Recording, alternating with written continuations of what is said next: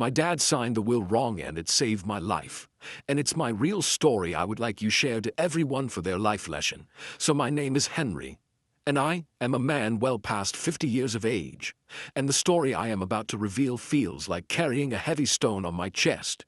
Because every part of it came with pain, shock, and a kind of heartbreak I never expected from my own blood. And when I look back now, I still wonder how a simple stroke of a pen, something so small and so easy to overlook, ended up becoming the very thing that protected me from the darkest chapter of my life. And may I tell you straight, this twist would leave anyone stunned, because it felt like my whole world was shaking under my feet. And I kept walking through the days like I was trapped inside a long tunnel with no end. And every time I thought things were settling, something else hit me harder than before. And the strange part is that it all began with what everyone believed was a mistake, a small extra letter my dad added to my name and his will, the kind of thing most folks would laugh off like a harmless slip. But in my case, it turned out to be the shield that kept me standing when everything else fell apart. And even now, when I think about it, I feel my throat tighten, because it showed me a truth about people that I never wanted to face. And it opened my eyes to the fact that the ones you love can sometimes turn into strangers the moment money steps into the room. And my dad, God rest him, must have known it long before. I did, because he tried to warn me many times, telling me that people show their real hearts when they think no one is watching. And I used to brush it off, thinking he was just being old and tired. But the day he passed, I felt the world tilt right under me. And I felt this cold fear crawling up my spine, like something bad was coming. And I swear the air in the house grew heavier, because deep down I knew life was about to teach me a lesson I was not ready for and maybe could never forget. And as I stood there trying to keep myself together, I felt the strange sense that Dad had left me something more than a signature, more than a piece of paper, and more than a memory. He had left me a silent warning and a hidden message. And only time would show me what that really meant. And looking back, I can say this without hesitation: that so-called mistake he made, the extra letter everyone mocked and questioned, that tiny detail, ended up saving my life in a way I could never have imagined. And the story that followed still feels unreal, like walking through a storm where every wave hits harder than the last, and every shadow feels like it is carrying a secret. And even today, when I speak it out loud, it sends a chill through me, because sometimes the wrong thing is the only thing that turns out right. And sometimes the smallest detail becomes the biggest turning point of your entire life. And that is exactly what happened to me, mate. And that is how the storm began. I still remember the morning my dad passed, because the air itself felt thick and heavy, like it was pressing down on my shoulders and making it hard to breathe. And my house, which was usually a quiet, safe place, suddenly felt smaller and colder. And I stood in the living room staring at the framed photo of him on the wall, trying my best to hold myself together, even though my chest felt like it was caving in and every breath felt like a struggle. And in that moment, all I wanted was silence and time to think, and maybe a chance to sit down alone and let the weight of what happened settle inside me. But life does not always give you gentle moments. And before I knew it, my siblings were moving around the house, acting like they were already preparing for the next step, and not even letting the day breathe. And their voices carried this strange energy that made my skin crawl, because instead of sadness, there was something sharp behind every word, like they were excited about something. And that excitement did not feel right. Not even a little. And I noticed the way they whispered to each other in corners, with these quiet little snatches of talk that faded as soon as I walked into the room. And the tone of those whispers sounded almost like they were talking about a prize that was coming their way. And the sight of that made my heart twist, because my dad deserved better than being treated like a stepping stone to something shiny. And the worst part was that deep down I knew he always warned me this day would show what people truly cared about. Dad used to tell me that people show their real faces when money lands on the table, and back then, whenever he said it, I shrugged it off, because I wanted to believe my brother and sister were good, honest people, and that family meant more to them than anything else.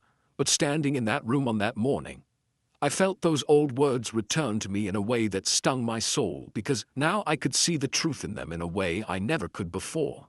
And I could feel the divide forming right there in front of me, like a line drawn across the floor, and even though Dad was gone, I could almost hear his tired voice telling me to pay attention, because what was coming would reveal much more than words ever could. The day moved forward in a blur as we drove toward the lawyer's office, and even though the sun was shining, the world felt gray and drained, like someone had pulled the color out of it. And the closer we got to the office, the tighter the knot in my chest became, because deep inside I sensed that whatever was waiting inside that document was going to change everything, and not in a gentle way. And I could not shake the feeling that I was walking towards something. I was not prepared to face something that would shake the ground under my feet and maybe break the last bit of faith I had in my family. When we finally walked through the doors of the lawyer's building, the air inside felt colder and sharper, and the hallway carried this hollow echo that made the whole place feel like a courtroom instead of an office. And we sat down in the waiting area, and my siblings were acting strangely polite, speaking softly with these forced little smiles that did not reach their eyes. And every time the receptionist glanced our way, my siblings straightened up like students trying to impress a teacher, and the longer I watched them, the more uneasy I became, because I could see their patience cracking around the edges, and I could almost feel the tension buzzing in the air like static before a storm. When the lawyer finally called us into the room, my siblings jumped to their feet so fast it was like they had been waiting for hours, even though we had barely sat down. And as we all walked into the office, I felt this heaviness spread across my shoulders, like someone had dropped a weight onto my back, and the office itself had this cold, sterile feeling that made every breath feel stiff. And when we sat down in front of the old wooden desk, my siblings leaned forward before the lawyer even opened the folder, like hungry birds waiting for crumbs to fall from a hand above them. And the sight of that made my stomach twist, because they did not look like people in mourning. They looked like people waiting for a payout. The lawyer adjusted his glasses and pulled out a thick folder, and the moment he did, my sister scooted her chair closer, while my brother placed both hands on the table and stared at the folder like it was the treasure he had been searching for his whole life. And I could almost feel the heat of their greed filling the room like a furnace burning behind their eyes. And the lawyer cleared his throat, and I swear you could feel the energy shift, because my siblings were holding their breath, waiting for whatever would come next. I sat back in my chair, feeling this sharp ache spread through my chest, because I knew whatever was about to happen would not bring peace or comfort. And I knew my siblings were not thinking about Dad or the life he lived, or the quiet little moments he shared with us across the years. They were thinking only about what they were about to receive. And the realization of that truth struck me harder than anything else that happened that day, because it showed me something I had refused to see for a long time, that my family was no longer a family at all. As the lawyer opened the first page and began reading, I felt my throat tighten, because his voice echoed in my head like a distant drum, and every word he spoke felt heavy and slow, like it was dragging meaning behind it. And my siblings leaned in even more, like children trying to peek at a secret before it was told. And the room felt too warm and too close, and I could feel a bead of sweat roll down my neck, even though the air conditioner was humming softly in the corner. And I kept gripping my hands together, trying to stay calm, because something told me this was the moment everything would shift, and once it shifted, nothing would ever return to the way it had been. My brother turned to me with this look in his eyes, a mix of triumph and impatience, like he was waiting for the part where his name would be called, and he would finally have what he wanted. And the sight of it made something deep inside me break just a little, because he did not even try to hide his excitement. And I saw my sister tapping her foot under the table, her face flushed with this eager glow, like she was standing in line to collect a reward. And I felt myself retreating inside my own thoughts, trying to cling to the memory of Dad as a real man, not a number, not an estate, not a prize. When the lawyer paused to take a breath, the entire room went silent, and the silence felt sharp like a blade hanging above us, and I could feel the room growing tighter around me, and the knot in my chest pulling like someone was twisting it from the inside.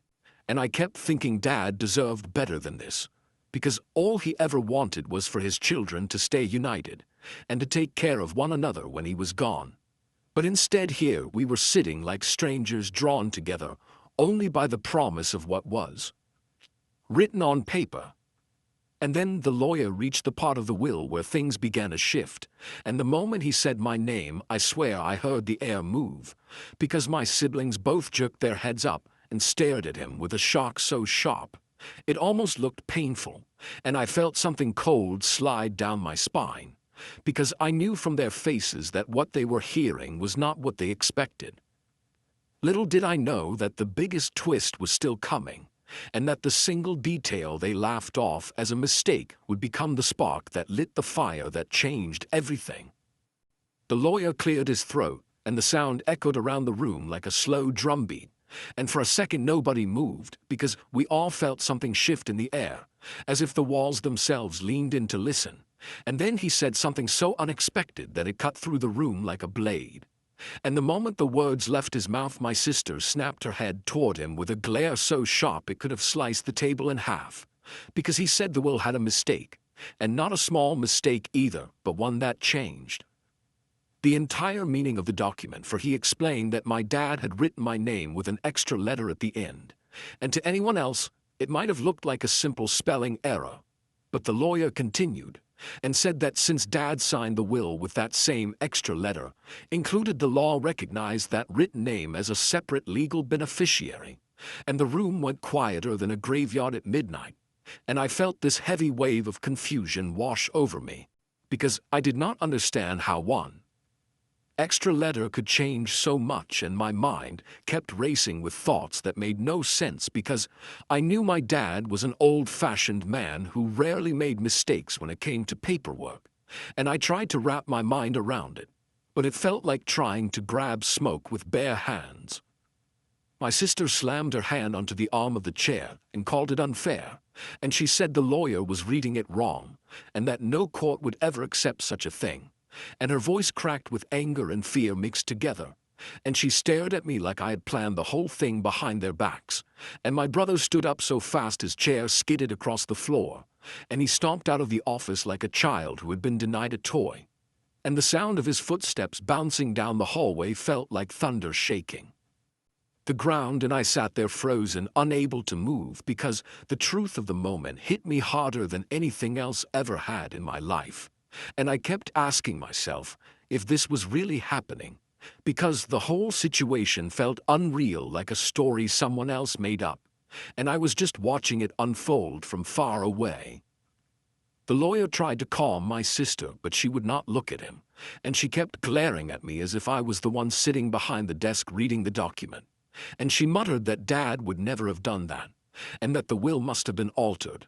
And she accused me of tricking him, even though she knew deep down that I had not been alone with Dad when the will was written. And I felt this deep ache in my chest, because it hurt me that she could even think such a thing.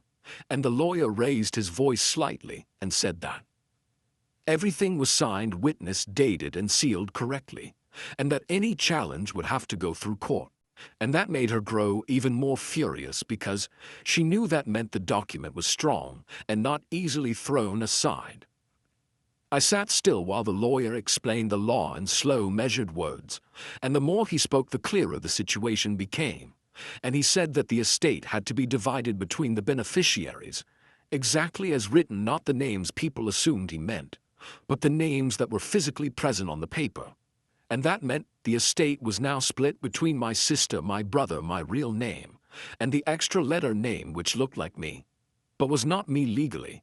And the moment he said that, I felt something shift deep inside me, like someone had opened a small window in a dark room and let a faint bit of light come through. And even though I was confused, something in my gut told me this was not an accident, and that Dad might have done this on purpose, even though no one else saw it that way. My sister stood up and began packing the room with her hands shaking, and she kept saying it could not be real, and she demanded that the lawyer read it again. And he did, and each time he said the same thing, and her face grew red with anger and frustration, because she realized she would now receive far less than she imagined, and the thought of that was like a flame burning her pride. And she pointed at me and told me I had ruined everything, even though I had done absolutely nothing. And I looked at the lawyer for help, and he gave me a small nod as if to say stay calm, because he understood how messy this could get. I sat back in my chair feeling drained and hollow, and my mind drifted back to the letter Dad once wrote me years ago, when he told me that life reveals the truth in the smallest details, and that sometimes the smallest thing can carry the biggest meaning. And as I remembered those words, a strange chill ran down my spine, because it felt like he was speaking to me through this mistake. And even though the whole situation felt tangled and heavy, something inside me whispered that this was not a mistake at all, and that Dad had seen something coming, something he could not say out loud, something he could only hide in plain sight through a simple little extra letter. When my brother returned to the room, his face was twisted with anger, and he refused to sit down, and he kept shaking his head like he was trying to deny the reality right in front of him. And he told the lawyer that the will should be rewritten, because everyone knew what Dad meant, and that the extra letter was nothing but a slip of the pen. And the lawyer leaned back in his chair and folded his hands and said that he could not rewrite a dead man's words, and that the court would not rewrite them either, and that the document had to be honored exactly the way it was written. And my brother let out this bitter laugh that sounded like someone choking on their own pride. And he walked behind his sister, gripping her shoulder like he needed something to hold on to so he would not fall apart. I looked around the room and felt the weight of the moment settle deep into my bones, because everything that tied us together as a family was unraveling right in front of my eyes, and I felt torn between sorrow and shock, because even though the document protected me, I had never wanted anything that cost me the trust of the people I grew up with. And yet here I was watching my brother and sister fall apart, not because of grief, not because of loss, but because of greed, pure raw greed that had been hiding beneath the surface for years, and only now had risen to the top where everyone could see it clearly. I wanted to speak, but the words would not form, and all I could do was sit there while my siblings argued with the lawyer and argued with the truth, and argued with the idea that Dad had done something they could not control. And deep inside my heart, a heavy but certain feeling took root, because I realized that Dad had done this deliberately, that the extra letter was his shield, his silent way of protecting me from something he knew would happen the moment he was gone. And it struck me so hard that I felt tears sting my eyes, not from sadness, but from the strange mix of love and fear that washed over me, because I finally understood that Dad had been thinking ahead long before any of us even knew what he was planning. And as my siblings stormed out of the office, leaving a trail of anger behind them, I stayed seated in silence, staring at the will that looked wrong but somehow felt more right than anything else I had seen in years, because deep down I knew this was only the beginning, and that whatever reason Dad had for adding that extra letter would reveal itself soon. And when it did, everything would change in a way none of us were prepared for. The days after the will reading felt like someone had taken the warmth out of my house and replaced it with a cold that didn't come from the weather, didn't come from the walls, didn't even come from the silence. It came from my own blood, the people who were supposed to stand with me, the people who had grown up under the same roof, eating the same food, shouting at the same TV shows, arguing about the same chores. My siblings didn't just pull away. They recoiled from me like I had suddenly turned into something poisonous, something they were afraid to touch because it might burn their hands. It wasn't gradual. It was immediate. One moment we were all sitting in that wooden lawyer's office, drowning in shock and confusion, and the next moment they were treating me as if I had walked in carrying a dagger behind my back. At first I tried to be patient. I tried to explain. I tried to remind them of who I was, who we were together. I kept repeating that I didn't know anything about the extra letter in the will, that I had been just as surprised as they were. But every time I opened my mouth, the air filled with tension, like my words were gasoline and their anger was already lit with a match. My sister would cross her arms, roll her eyes, and accuse me of acting innocent, saying the word innocent like it tasted bitter. My brother, on the other hand, would pace around like he was ready to punch a hole in the wall, his jaw clenched so tightly I could see the muscle twitching. It didn't matter that I was telling the truth. It didn't matter that my father had been the one who wrote the will. It didn't matter that the lawyer confirmed it was legally binding. In their eyes, The moment Dad's pen made that extra letter at the end of my name, everything became my fault. And it didn't take long before the whispers started. At first, I didn't hear them directly. I heard fragments, little pieces of conversations that floated in through cracked open windows or over backyard fences. Neighbors who used to greet me with warm smiles now looked at me like they were analyzing me, like they were trying to solve a puzzle or catch me in a lie I hadn't even told. The woman who lived 2 houses down, who once sent me birthday cookies every year since I was a kid, suddenly avoided eye contact.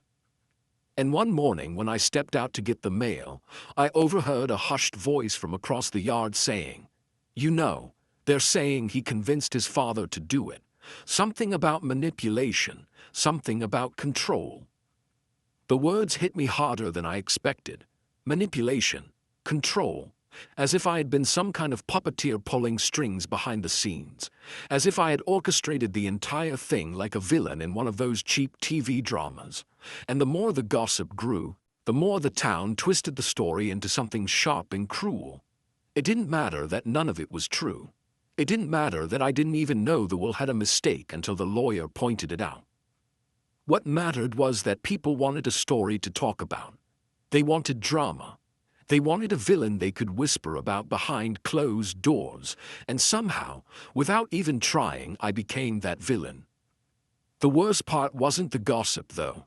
It was the realization that the people spreading those stories weren't strangers. They were my own siblings. Neighbors eventually told me one by one that my brother and sister had been knocking on doors, pulling people aside in grocery store aisles, even whispering in church parking lots. They told exaggerated versions of the story, each one painted in darker shades than the last. They said I forged things. They said I manipulated Dad when he was vulnerable. They said I had been planning this for years, waiting for the moment I could swoop in and take what was rightfully theirs.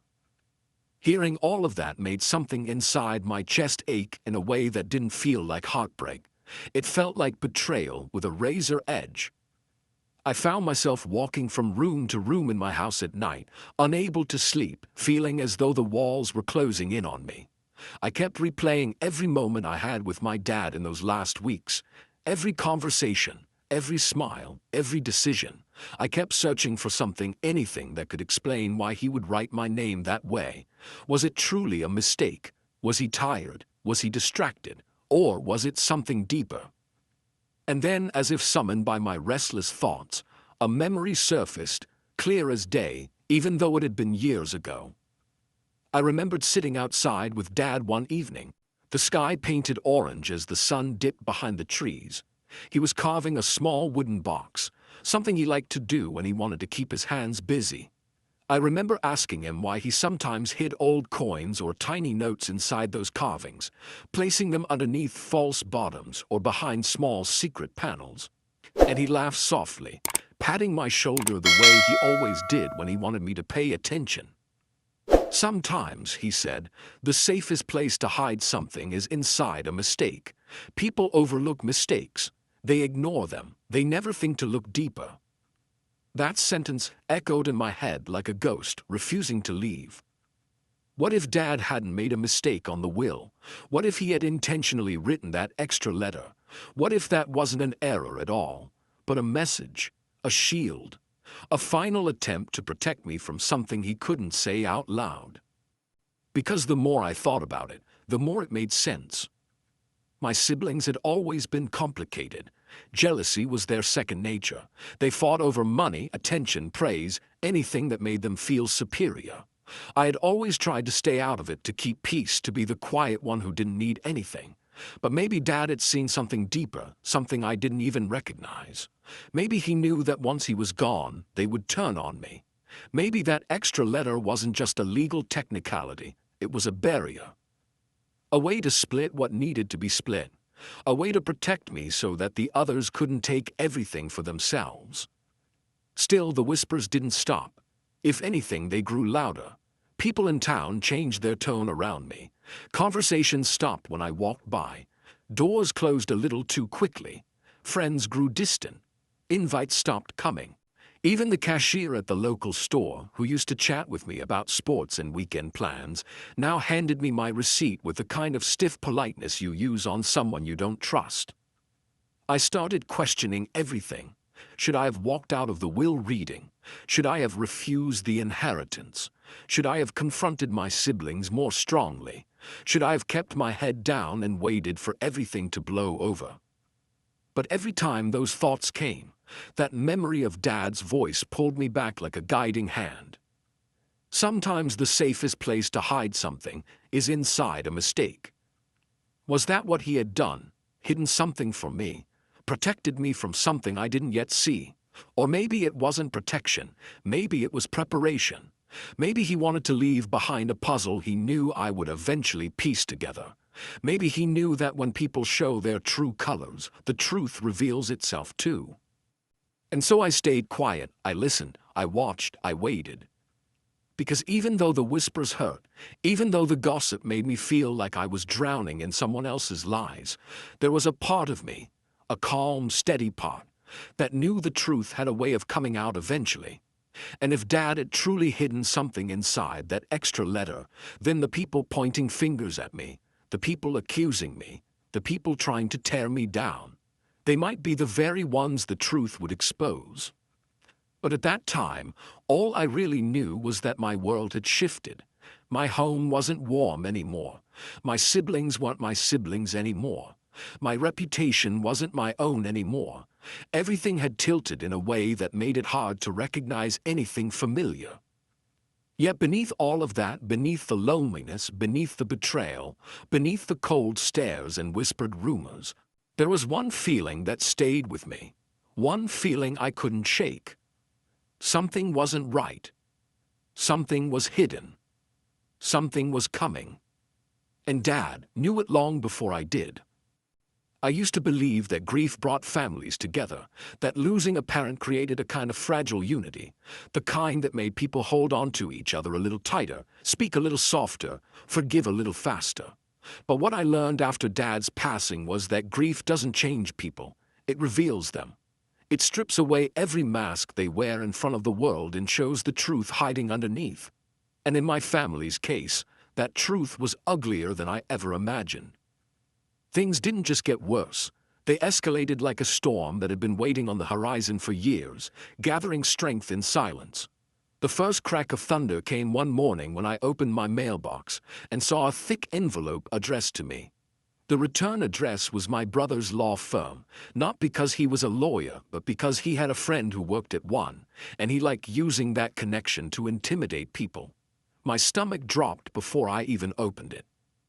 I knew nothing good came from my brother putting something in writing.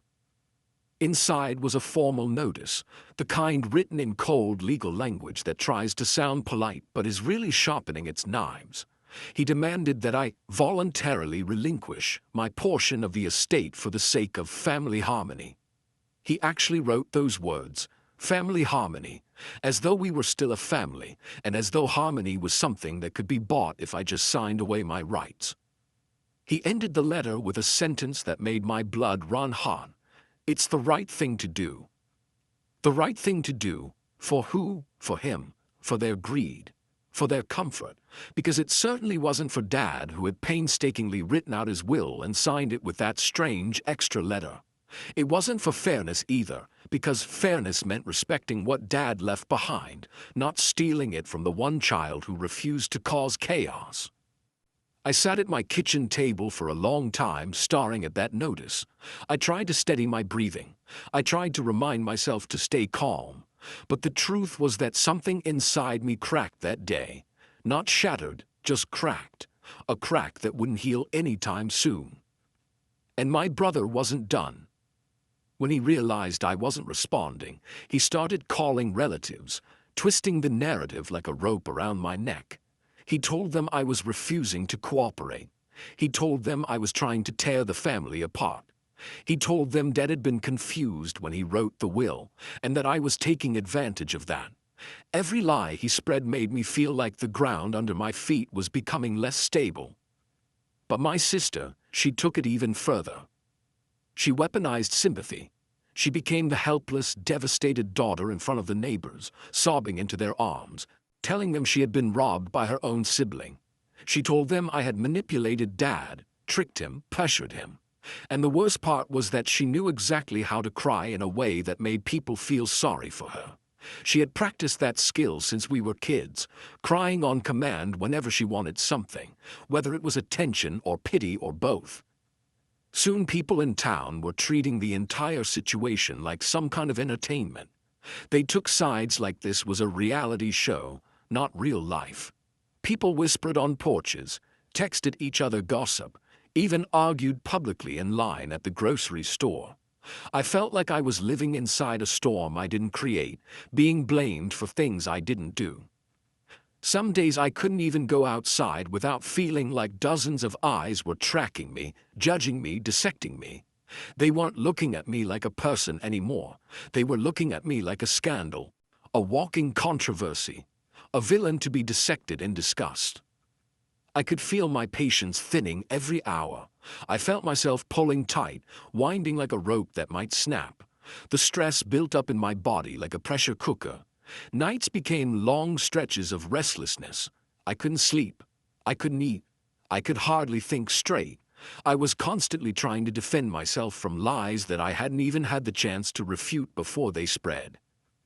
And through all of that chaos, through every rumor, every glare, every fake tear my sister shed, one thing kept haunting me like a whisper I couldn't ignore: the extra letter in my name, that strange detail, that odd mistake. Dad wasn't careless. He wasn't forgetful. He wasn't confused. He was a man who thought ahead, who planned things before anyone else even realized planning was needed. And if he wrote my name differently, maybe he wasn't creating a mistake. Maybe he was hiding something inside something that looked wrong. I didn't know what it was yet. I didn't know if it was a message, a warning, or a key to something bigger. But I knew Dad well enough to recognize his handwriting even when he was trying to disguise it. That extra letter wasn't an accident. I could feel it in my bones. One afternoon, after another exhausting phone call from a distant relative trying to convince me to be reasonable, I made a decision. I drove to Dad's house one last time. I told myself it would be my final visit, the last goodbye to the place that held so many memories, the last time I would walk through the rooms he once filled with his voice and quiet laughter. I needed clarity. I needed answers. Or maybe I just needed to feel close to him again, even if only through the things he left behind. The house was still and silent when I unlocked the door. The air smelled faintly of old books and sawdust, the scent of my childhood. Sunlight streamed through the dusty curtains, illuminating everything in a muted glow. I walked through each room slowly, touching the furniture, the walls, the frames, as though by touching them I could touch him again. I ended up in his study, his sanctuary, the room where he used to sit for hours, writing, reading, thinking. His desk was still there, untouched since the night he last used it. Papers were stacked neatly, pens aligned, drawers closed with his quiet discipline. I stood there for a long moment, feeling something tug at me. Instinct, intuition, maybe even fate. I didn't know what I was searching for, but I knew something was waiting for me inside this room. Something Dad left behind for me and me alone. I stepped closer to the desk and gently pulled open the top drawer. Nothing, just old bills, a few envelopes, receipts, a pair of glasses. I opened the second drawer. Still nothing, just more papers, more everyday things. But the third drawer was stuck.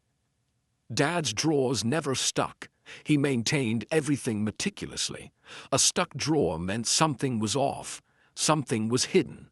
My heart began to race as I tugged at it again. It moved a little, then resisted, like something inside was blocking it. With a firm pull, it finally slid open. And there it was. An envelope, slightly yellowed, sealed, and on the front was my name, written with that same extra letter. My breath caught in my throat. My hands began to tremble. The room felt colder, heavier, like the walls themselves were holding their breath with me.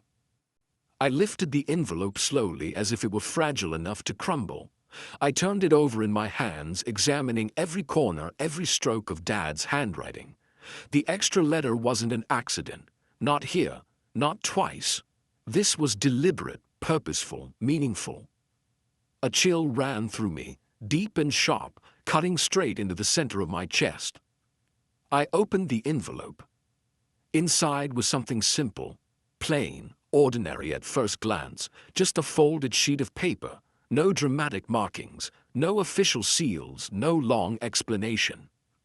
But the moment I unfolded it and began to read, I understood that this was the beginning of the truth Dad had hidden, the beginning of something I had never been prepared for, something bigger than my siblings' greed, bigger than the rumors, bigger than the inheritance. This wasn't just a letter. It was the first clue. The first piece of a puzzle Dad had left behind. A puzzle he had created in silence. A puzzle he knew only I would know how to solve. And as I stood there in the quiet of his study, holding the letter that carried the same extra letter in my name, I realized that everything I had suffered, every whisper, every accusation, every lie, was nothing compared to what was coming next. Because this letter wasn't the end of the story. It was the beginning. Here is your full, long, detailed, emotional, cinematic narration in one continuous paragraph. Very human, very prolonged. No points, no symbols, no bullets, no breaks inside the paragraph. American English, storytelling style for revenge and betrayal, exactly following your instructions. Inside the envelope was a single sheet of paper folded neatly, as though Dad had placed it there with the same careful hands he used when he fixed old radios or tied knots on fishing lines. And when I unfolded it, I felt like time itself paused around me, and I could almost smell his cologne, the one he used only on Sundays. And I felt his presence settle around me like a warm blanket pulled from memory. And when my eyes finally focused on the handwriting, I recognized it instantly because Dad had a very distinct way of writing, every letter slightly tilted just a little more to the right, like his words were leaning toward tomorrow. And as I read the first line, my entire body froze, because he wrote that he knew everything long before anyone else suspected a thing, and that he had added the extra letter on purpose, not by mistake, not in confusion, not because age had made him forgetful, but because he had discovered that my siblings were planning behind my back to cut me out entirely the moment he passed. And he wrote that he overheard conversations, whispers tucked behind closed doors, words dripping with cold calculation. And he said he stayed quiet not because he was afraid, but because he wanted to see how far they would go, how much they would expose of themselves when they thought he was too weak to notice. And he said that the extra letter was his way of protecting me from the storm he knew was coming, and that the real mistake everyone assumed was an error was actually his shield for me, a hidden line of defense disguised as a slip of the pen.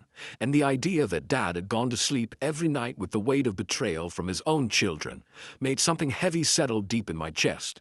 And I felt tears crawl slowly from my eyes as I read each word he had written so deliberately and with such quiet strength.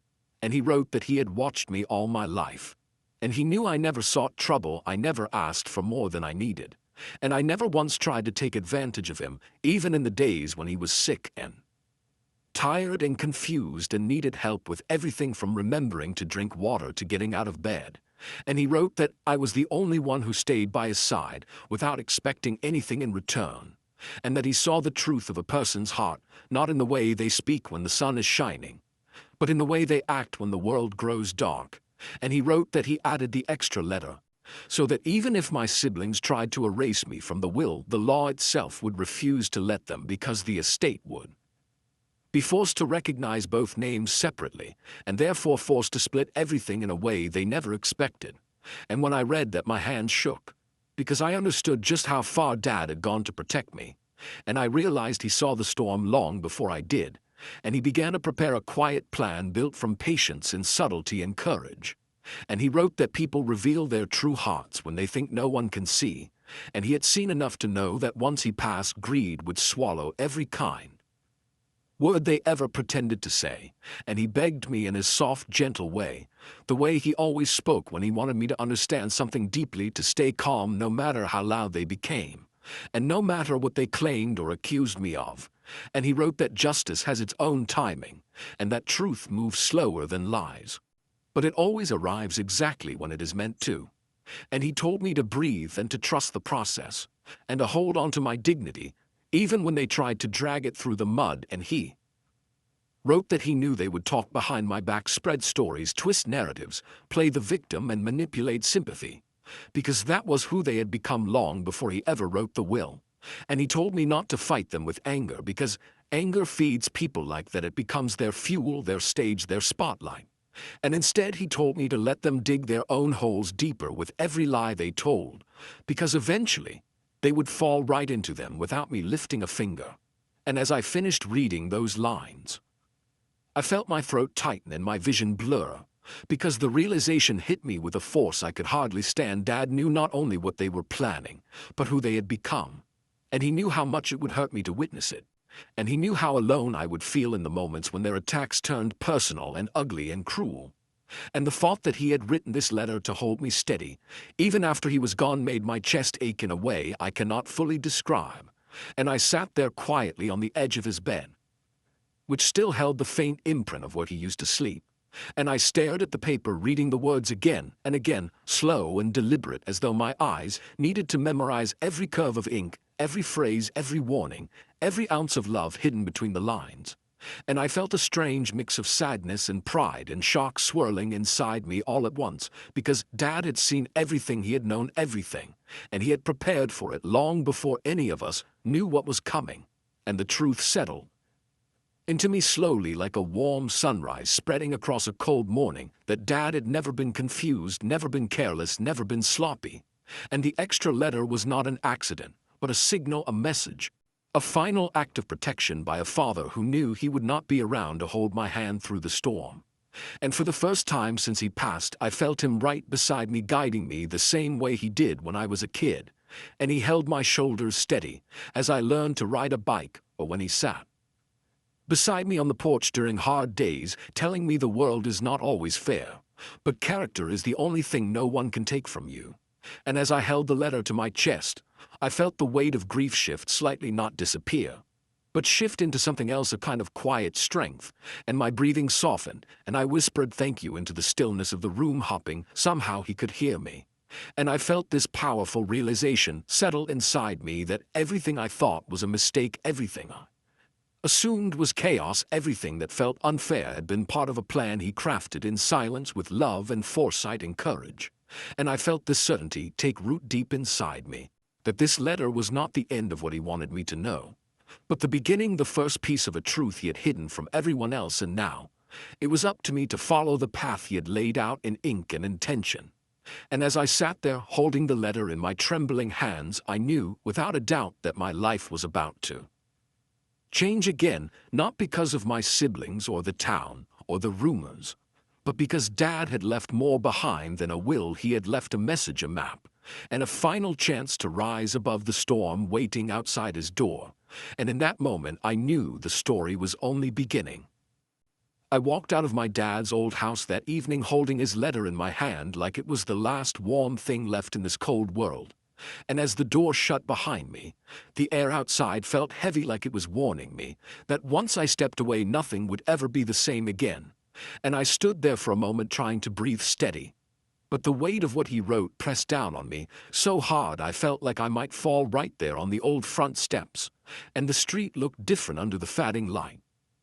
Quieter, emptier, almost like the shadows themselves were whispering that I was stepping into something far bigger than family drama. And when I finally reached my truck, I sat in the driver's seat for a long time, staring straight ahead, while my heart felt like it was beating in slow, heavy thuds. And I kept reading the letter over and over until the words began to blur, and then clear, and then blur again. And every time I read it, the pain sank deeper, because I realized my dad had been fighting a silent battle long before his last days, and he never told me, he never told anyone, because that was who he was, a man who carried his own storms so no one else would get soaked. And as I held the letter in the dim light from the truck window, something new caught my eye near the bottom of the page. A short line written so softly. It felt like a whisper from the past asking me to search the garage wall behind the old tool shelf. And he wrote that there was something there that would explain the rest, and my hand began to shake as I touched those words, because I knew this was not random, and not accidental, and not some dying memory from a confused mind. This was deliberate and purposeful and chosen with care. And my father was guiding me even now step by step through a truth he never had the strength to say out loud. And I whispered, "Mate, this feels like stepping into a trap, the kind Aussies talk about when they say watch your step, because something is off." And that sentence rolled around in my chest like a cold stone. And the fear inside me kicked hard, but so did a strange sense of determination, because my dad asked me to look, and there was no way I would walk away from his last request. So I drove back across the yard to the garage, and every step toward that old weathered door made my heartbeat grow louder and sharper, as though each beat was warning me that what I was about to discover would not be easy to carry. And when I pulled the door open, the familiar dusty smell of oil and wood hit me, and it reminded me of all the evenings I spent there helping Dad fix things when I was a kid. And for a second I felt like I was 10 again, watching his strong hands guide mine. But that memory only made the air feel heavier, because now I was walking into something he left behind for me alone. And the old tool shelf sat against the back wall, still loaded with rusted wrenches and jars filled with screws and nails and old parts that Dad refused to throw away. And I stood in front of it, feeling this strange pull, like the wall itself was holding a secret. And when I placed my hands on the shelf to push it aside, dust rose in a thin, soft cloud, and I felt the shelf shift slowly and stiffly, like it had not been moved in years. And behind it, the wooden wall looked ordinary at first, but then I noticed a faint line running along one plank, a line that curved just enough to show it was separate from the rest. And my heart hammered so loudly, it drowned out every other sound as I pressed my fingers against that board, and it moved just a little, like soft click, and then it popped open. And for a second I just stared, because it felt unreal, like a scene from a movie. Except this was my life, and my father had built this small hidden compartment with his own hands. And inside the compartment was a small folded notebook, so worn at the edges it looked like it had been opened and closed 1,000 times. And when I pulled it out, I felt a chill crawl up my spine, because this notebook was not random, this notebook was intentional. And I opened it with slow, careful hands, like I was afraid it would crumble under my touch. And the first page hit me so hard I had to sit down right there on the cold garage floor, because inside that notebook were dates written in Dad's careful handwriting, and short notes beside them, describing moments and conversations and things he had overheard from my siblings, moments where they had talked about money and property, and how to push me out of everything. And some entries said he heard them planning to convince him that I was irresponsible and unfit to manage anything, and others described how they looked through his drawers and papers when they thought he was asleep. And one entry explained that he pretended to wake up slowly just to see if they would stop. But they never did, and reading those words made my chest feel tight, like someone had reached inside and squeezed everything together, until I could hardly breathe, because I suddenly understood that Dad had been watching their betrayal grow right in front of him, and he documented it.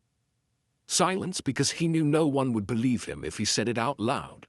And there were pages describing them arguing in the hallway after I left the house one night, talking about how they would sign papers once Dad was gone, and how they would make sure I got nothing.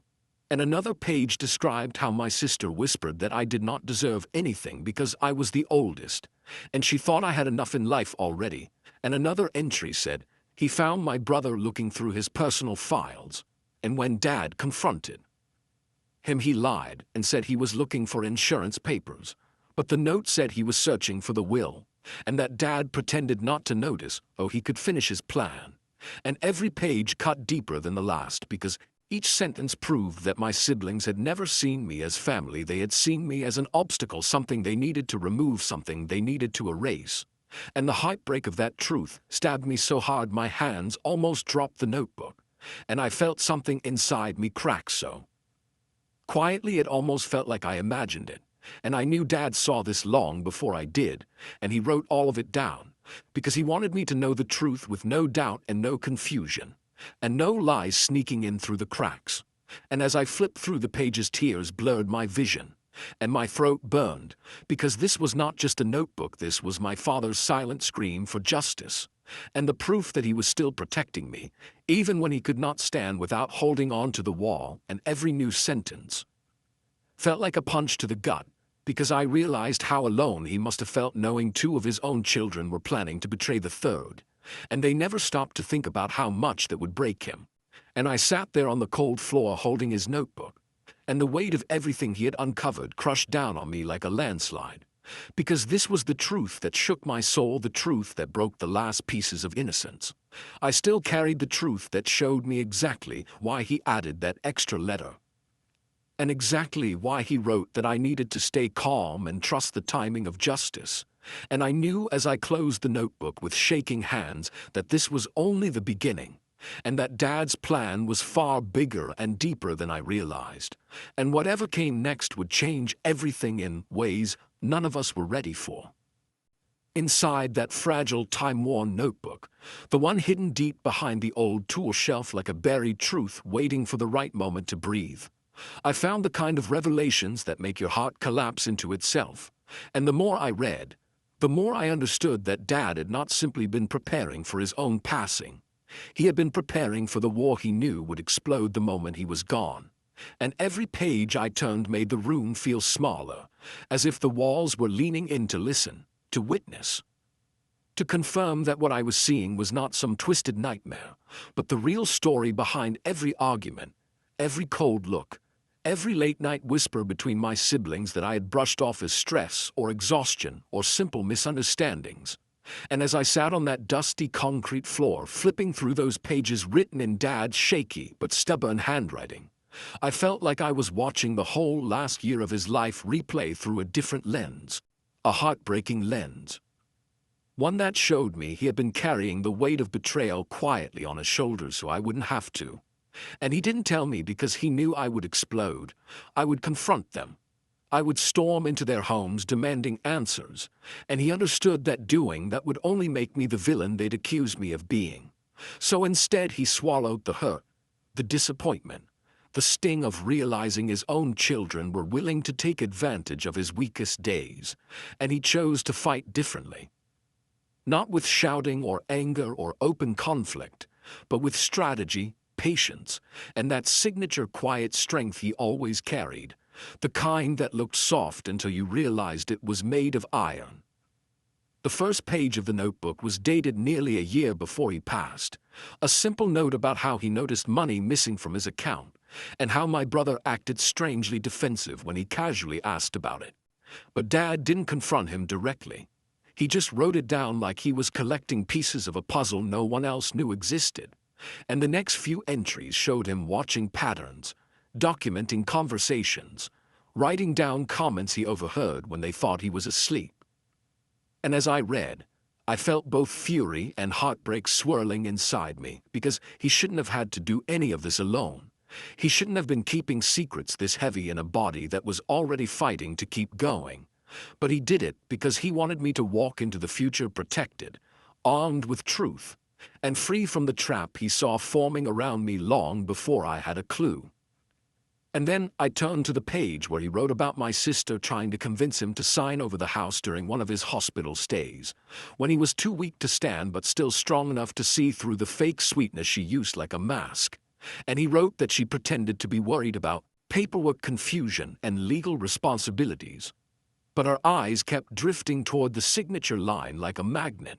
And Dad wrote that he acted confused on purpose, pretending not to understand, giving vague answers so she would back off. And he wrote that the moment she left the room, he called a nurse and asked her to note that no document should be signed without a witness or legal representative present. And reading that made my stomach twist, because it showed just how far my sister had been willing to go and how carefully Dad had been navigating around her attempts. The deeper I went into that notebook, the clearer it became that this wasn't just Dad recording things. It was Dad setting a trap, laying groundwork, preparing a map that only I would be able to read later, And I realized the extra letter in the will wasn't a mistake or a typo or an old man's shaky hand. It was the key, the signal, the opening move in a long, silent plan he had crafted because he knew my siblings would react exactly the way they did, with greed, accusations, and the kind of ugliness people hide until they think the person who sees through them is gone. And when the lawyer read the will and that extra letter appeared, I had felt confused and embarrassed. But now I understood that it was Dad's way of ensuring the will would be questioned, examined, and ultimately traced back to the truth he left behind. And he counted on their greed to expose them, counted on their anger to push them too far, counted on me to stay calm just like he asked. I sat there in that grease-stained garage breathing the dusty air, feeling like the whole world had shifted under my feet, because for the first time I realized Dad hadn't left me alone in this fight at all. He had been guiding it from behind the scenes, orchestrating every piece of it long before anyone knew a battle was coming. I thought about how he must have felt writing these entries late at night while the house was quiet. How he must have stared at those pages knowing he couldn't trust the son he once lifted on his shoulders, or the daughter he used to defend from playground bullies. And I felt this ache in my chest, so heavy it nearly cracked me open, because I always saw myself as the one who was supposed to protect him. But he had been the one protecting me until his last breath, making sure that, when the truth came crashing down like a storm, I wouldn't drown in the lies they threw at me. And as I kept reading, I found a note written just weeks before he died where he said he believed the only way for the truth to surface was to let greed become the weapon that revealed everything. Because people who act out of greed eventually expose their own intentions when they believe they've already won. And he wrote that he trusted me to stay patient, to breathe, to watch, and to let their actions speak louder than anything I could ever say in my own defense. The garage felt colder the more I read, as if the ghosts of conversations I never heard were drifting through the air, whispering reminders that nothing in our family had been what it looked like on the surface. And I kept thinking how strange it was that Dad chose to hide this notebook in a place so ordinary, behind tools he barely used anymore. But then again, he always believed that truth survives best when hidden in plain sight. And I found myself whispering mate under my breath, because everything about this moment felt unreal, like I had stepped out of my own life and into a different version, where I wasn't the clueless middle sibling anymore, but someone standing in the center of a storm that had been building for years. And then something shifted inside me, slowly at first, but then sharp and certain, because holding that notebook made me realize that Dad didn't just want me to know what they did. He wanted me to act, but not with rage or reckless emotion. He wanted me to follow the plan he had started, to continue the quiet, strategic path he carved, to use the truth the way he intended, not as a weapon of destruction, but as a shield of justice. And that meant I couldn't collapse under the weight of what I discovered. I had to rise with it, hold it steady, and let it change me into the version of myself Dad believed in, the version he trusted to handle everything he couldn't finish himself. So I closed that notebook gently, almost reverently, as if I were closing the last chapter of Dad's unspoken fears and unexpressed hopes. And when I stood up, my knees felt weak, but my mind felt sharper than it had in weeks. Because now I understood that nothing happening around me, the accusations, the gossip, the threats, the fake tears, the demands for peace that were really demands for my silence, was random. It was all part of the plan Dad predicted, the storm he knew would come. And he left me the map not to avoid it, but to walk through it with clarity, strength, and truth on my side. And as I stepped out of that garage into the fading light of evening, I felt something settle inside me, something steady and unshakable, because now that I knew what Dad had set in motion, I realized I wasn't stepping into their trap at all. I was stepping into his plan, the one that began long before I even knew it existed. The next morning, when the sun was barely rising and the world still felt like it was holding its breath, I walked into the lawyer's office with the notebook pressed under my arm and Dad's letter folded safely inside my jacket like a heartbeat I didn't want to lose. And even though my insides were shaking like someone had struck a gong in the center of my chest, I kept my face calm, steady, unreadable, because for the first time since this nightmare began, I wasn't walking in blind. I was walking in with truth on my side, and that truth felt heavier than any weapon I could have carried. And when I stepped into the office, the lawyer, a man who had known Dad longer than I'd been alive, looked up at me with that tired but trustworthy expression he always wore, and I placed the notebook on his desk without saying a word. He reached for it slowly, almost cautiously, like he could sense that whatever was inside wasn't just paperwork or emotional rambling. It was evidence. It was intention. It was the final piece of a puzzle Dad had started long before anyone else realized a game had even been played. He opened the notebook, flipping the pages with his thick fingers, and as he read Dad's handwriting, those shaky but determined entries, his eyes narrowed, his posture straightened, and the room suddenly felt different, heavier, quieter. When he finally looked up at me, he didn't need to say much. The look in his eyes said everything. He understood the weight of what he was holding. He understood the betrayal it documented. He understood the fear Dad must have felt writing these notes in secret. And he understood exactly why Dad had left the extra letter in the will, to trigger a legal review if anything about the estate looked suspicious later. After a long moment, he cleared his throat, sat back, and in a voice steadier than mine would have been, he said we needed to request a formal review immediately, a full investigation into potential interference and undue influence, because the notebook proved beyond doubt that my siblings had tried to manipulate Dad during his weakest moments. And in legal terms, that meant his estate fell under protective provisions, and his true intentions had to be honored without question or challenge. Hearing that should have made me feel victorious, but all it did was make my chest ache with a strange mix of relief and grief, because I kept thinking about Dad sitting alone in his room late at night writing those notes, fighting battles he never told anyone about, carrying secrets he only revealed after death, because he wanted to protect me even when he wasn't here to stand beside me.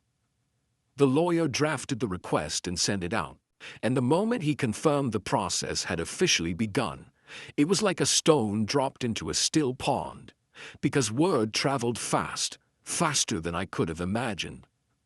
By the time I drove home, the whispers had already started spreading through town again, but this time they weren't whispers about me. They were about the investigation, the new evidence, the sudden shift in everything my siblings had loudly insisted was fair and right. And I felt the air crackle around me like the entire town was waiting for the next scene of some drama they didn't pay to watch but felt entitled to judge anyway. I barely stepped inside my house when I heard the front door slam so hard the walls shook. And there they were, my brother and sister, charging inside like two storms made of accusation and desperation, shouting my name like they had every right to invade my space after everything they'd already done. My brother's face was red, twisted with anger or fear. I couldn't tell the difference anymore. And my sister's eyes were wide with something that wasn't grief or innocence, but panic, real panic, the kind people feel when they realize the game they thought they were winning has flipped upside down. They were screaming at me, accusing me again, calling me a liar, a manipulator, saying I forged the notebook, saying I was trying to steal what belonged to them, and their voices were loud enough to shake the air. But inside me there was nothing shaking, nothing trembling, nothing cracking. Not anymore. For the first time since Dad died, I felt something cold and controlled settle across my shoulders like a cloak, a quiet clarity that felt like stepping into the eye of a storm. And without raising my voice, without arguing, without explaining like I had done 100 times before, I simply walked to the table, picked up the notebook, and held it open for them to see. The moment their eyes fell on Dad's handwriting, the dates, The details, the accusations he wrote down carefully, painfully, everything changed. It was like watching a fire suddenly smother itself into smoke. My brother's mouth fell open, his face draining of color, and my sister let out a breath that sounded like a gasp or a choke. I couldn't tell. She reached out a hand like she wanted to grab the notebook, maybe to snatch it away, hide it, tear it, destroy the truth before it swallowed her whole. But I stepped back before she could touch it, and her hand froze in midair. The room went silent, painfully silent, and I watched their faces shift through every stage of realization: shock, denial, anger, fear, and finally that cold awareness that this time, the law wasn't going to bend in their favor. They couldn't twist this. They couldn't talk their way out of it. They couldn't pretend Dad didn't know what they had done. They couldn't pretend I was imagining things. Dad had written everything.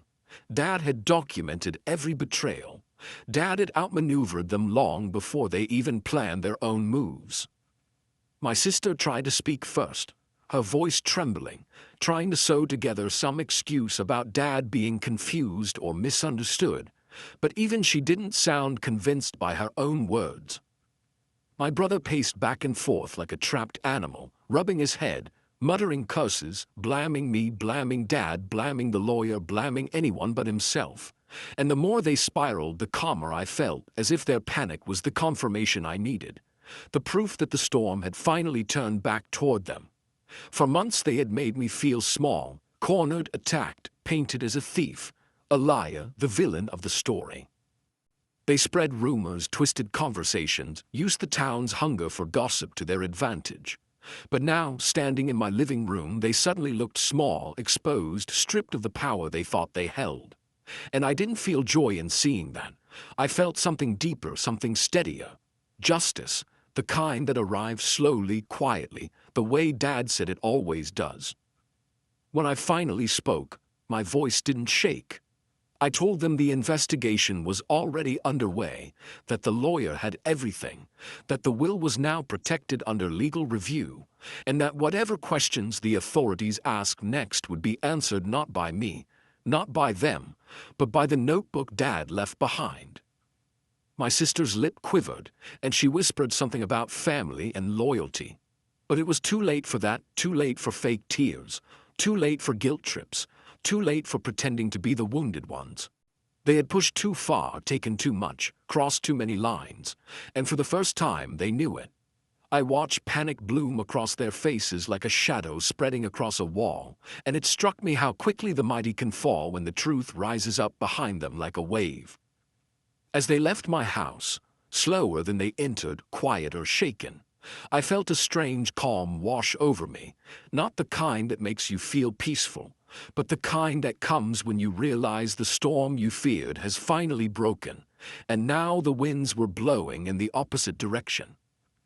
I stood there in the doorway watching them walk away, their shoulders hunched, their steps uneven, and I felt Dad standing beside me in that moment, not as a ghost or a memory, but as a presence, steady and warm, like he was saying, "You did what I asked. You stayed calm. You followed the plan. Now let the truth do the rest." Weeks passed slowly like thick syrup dripping through time, and every day felt heavy as I waited for the court to review the notebook, the letter, and every painstaking detail of the will that Dad had left behind. And each morning I woke with a mixture of dread and hope, knowing that what I held in my hands was not just paper, but a map of truth that Dad had carved from his own life and struggle. And as the days went on, I thought constantly about him, about his patience, his wisdom, the quiet strength he carried, even in his weakest moments, and how he had been guiding me from the other side like he always had, when I was a boy learning to ride a bike or fishing in the backyard, while he showed me how to tie knots and handle lines with care and responsibility. And I realized then that everything he did in hiding all those months before his passing had not been for revenge, or for proving who was right or wrong. It had been to protect me, to prepare me to stand strong when the storm came. And now the storm had arrived in form of court hearings, lawyers questioning every signature, every note, every subtle entry in the notebook. And I sat there listening to them read aloud the entries, describing the attempts my siblings had made to manipulate Dad, to take control, to exclude me from everything he had built. And I felt a quiet fury simmer in my chest mixed with gratitude, because Dad had anticipated it all, he had predicted it all. And he had left me the tools to face it without losing myself, without giving them the satisfaction of seeing me crumble. And then the day of the final decision arrived, and I walked into the courtroom feeling the weight of months pressing down on me like a heavy cloak that had never been removed. And I sat in that wooden seat alone, because the lawyer was busy preparing the documents, and my siblings were in the gallery, and I could feel their eyes burning on me like heat lamps in winter. But I didn't flinch, I didn't glance at them. I kept my focus on the floor in front of me, breathing slow, steady breaths, and thinking about Dad, thinking about how he always said justice takes time, but it never forgets, and how he had proven that even when the world seemed to turn against you, truth and patience could turn the tables in ways no one expected. And then the judge spoke, and I could feel the words echo through my chest, as if each one had weighed heavier than iron. And the ruling was read slowly, deliberately, stating that the extra letter that Dad had written, which looked like a mistake, and my real name counted together, because the letter and the notebook proved that Dad's intent was clear and deliberate. And that meant the estate would primarily go to me, because Dad had clearly written it to protect me, to ensure I would be secure after he passed. And every syllable of that judgment sank into me like a wave washing over the last of my fear. And I looked up to see my siblings frozen like statues, unable to speak or move or even meet my eyes, because they realized that their own greed, their own schemes, their own betrayal had destroyed the chances they thought were theirs. And the courtroom was quiet except for the judge's voice and my own breathing. And I felt a calm rush of relief sweep through me, the kind that makes your shoulders drop a little, that makes your heart stop hammering like it had for months. And I realized then that this was never about winning money. It was never about taking revenge. It was about the truth being acknowledged, the protection Dad had prepared being honored, and the lesson he had spent a lifetime trying to teach me being delivered in full clarity. And as I walked out of that courtroom into the sunlight, the air felt different, lighter, warmer, as though all the weight that had been pressing down on me for so long had lifted. And I could feel Dad's presence with me, a quiet, steady certainty that what he had done had worked, and that I had followed his guidance correctly. And as I took a deep breath, looking up at the sky, I whispered, "Thank you, Dad," and my voice was soft and raw with emotion, because your plan saved my life and gave me more than wealth or security. It gave me truth, it gave me clarity, it gave me the knowledge that real betrayal does not break you, it only reveals who was never meant to be in your corner. And I drove home slowly, feeling the wind on my face, feeling the quiet streets, and thinking about how Dad's plan had finally unfolded perfectly.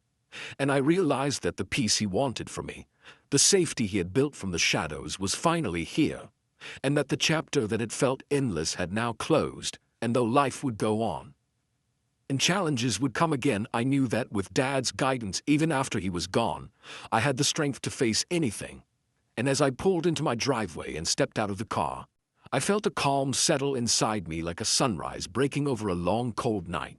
And I knew in that moment that the justice my dad left behind was not just legal, it was personal, it was moral, it was the final act of love from a man who understood betrayal and had taught me how to survive it. And as I stood there looking at the house that held a lifetime of memories, I whispered, "One last time, thank you, Dad, for showing me how to stand and how to see through darkness. Because your plan saved more than my life, it saved my spirit."